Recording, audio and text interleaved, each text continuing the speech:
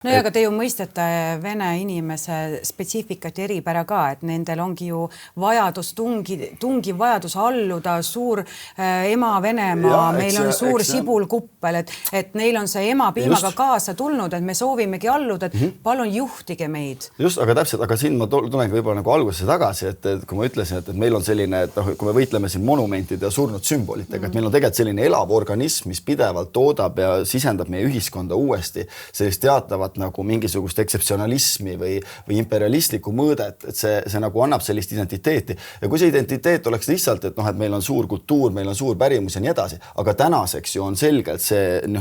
identiteet, mida toodetakse Moskva patriarhaadi poolt peale, see on ju selgelt muutunud meile vaenulikuks, meie rahvaste, meie riigi, meie nagu sellise väärtusruumi, nagu me oleme ehitanud. Aga kui suur on see hirm, et midagi halba sa juurid välja ja sinna asemele tekib midagi veel hullemat? Jah, aga selles hirmus sa ei saa jätta jällegi kõiki asju tegemata, et